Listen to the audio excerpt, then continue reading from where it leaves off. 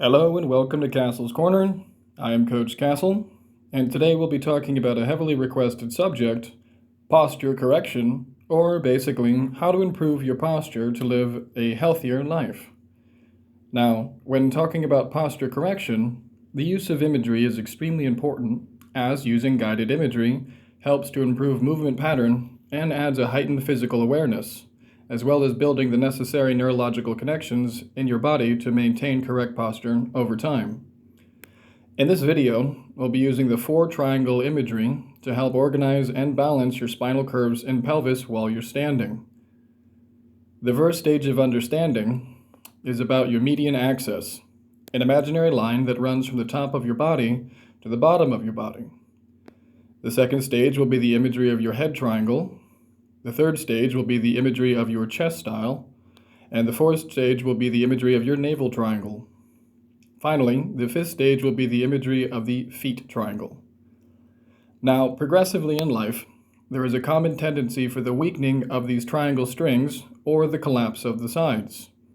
With time, they will become shorter as the body's center of gravity moves forward unless good visual cues and neurological connections are practiced throughout life, resulting in correct posture and improved health. We have all seen people in our lives with rounded forward shoulders and kyphosis of their back and neck. Now, this leads to a large amount of health-related problems, everything from restricted breathing, impinged movement, increased risk of accidents, and many more.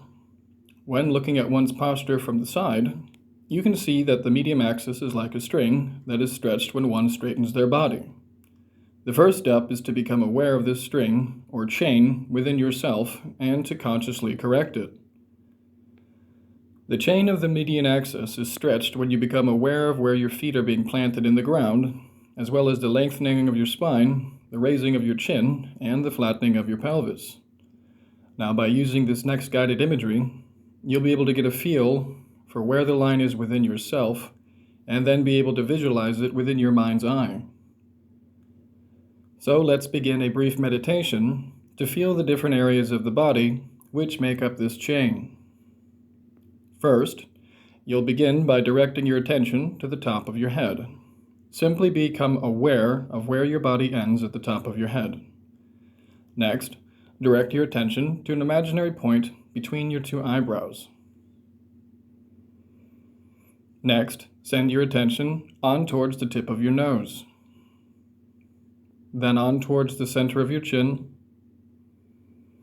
the center of your chest, your belly button, then from the center of your pelvis to the ground beneath both of your feet. Having a weak base of this chain causes weakness throughout the body, which is reflected by the body weight sinking forward. To practice good posture, you will begin by balancing the head in the center of your body, centered above your pelvis. The bottom of your chin parallel to the ground. Lower your scapula or shoulder blades to the back while raising your chest upwards. Make sure you are breathing nose to belly, actively raising and lowering your diaphragm.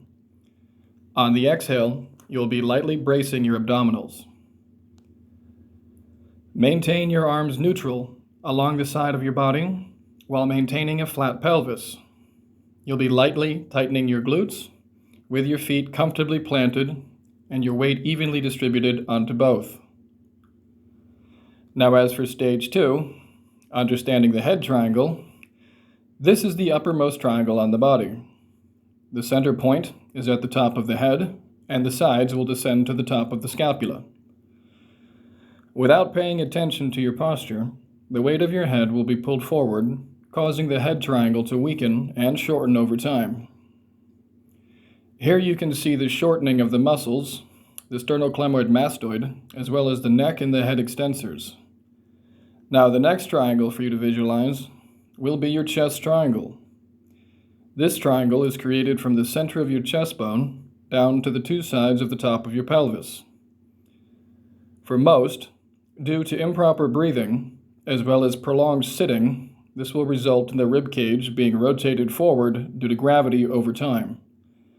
This is primarily caused by weakness in the erector spinae as well as locked pectorals. The solution is to visualize the triangle in your mind's eye and to lengthen your spine, as well as pushing your head upward, moving your ears away from your shoulders. Here you're able to see killing two birds with one stone by consciously correcting both triangles. Simply retract your scapula, raise your chest, and put the chin parallel to the floor. The next triangle to speak on is the longest of them all, referred to as the navel triangle.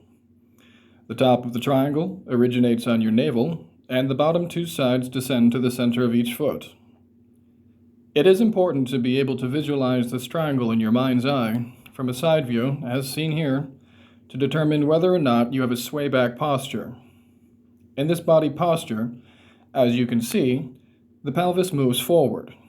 And if you were to imagine a vertical line that passes between the 2 feet and the pelvis, the uppermost portion would be moving forward or tilting the triangle tip forward instead of keeping it centered and level. You're going to want to keep your pelvis flat or parallel with the ground and prevent any forward rotation during correct posture. Here you can see the effects, the elongated muscles, as well as the shortened muscles.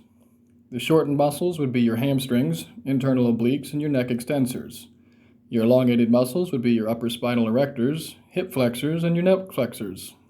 Now, a weakening of the navel triangle will put the pelvis in the position where it moves into sway back posture or tilts forward. Now, remembering the chain principle, your pelvis position and stability directly is affecting the final position. Now, the main factors that contribute to the stabilization of the pelvis are your muscles and tendons surrounding that area. The base of the pelvis balance lies in motor control ability and in the balancing of antagonistic muscle groups, responsible for the interior and posterior pelvic tilt in the sagittal plane. Now, it is important to internalize the movements of your interior and posterior pelvic tilt and have good control of pelvic balance. To have the proper pelvic position requires a lot of practice and developing a good neurological connection to these muscle groups. In order to practice the neurological control necessary and fully grasp the movement pattern, having a partner for incorporating a sense of touch is invaluable when learning proper posture. So here are a few exercises in progressive difficulty to perform to develop the necessary neurological connections. All you will need to perform these are a rope of some form or perhaps a band or a belt, etc. Simply lie on your back and have your partner place the rope underneath your lumbar vertebrae. The first step will be to lie down and stretch your arms out at shoulder height.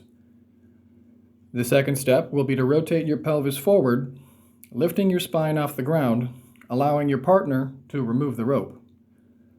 The next exercise will be identical to the first. However, instead of increasing the arch of the back, you'll be doing the opposite and attempting to lock the rope to the ground using your vertebrae. In order to do this, you must rotate your pelvis posteriorly. Now, the next level of difficulty will be performing this exercise, both the variations, with both of your legs straight in front of you. This will mimic standing and give you an ideal kinesthetic knowledge, having the proper placement of where your body is in space. As for the final triangle, here we have the 3 points that will give you full stability in your foot.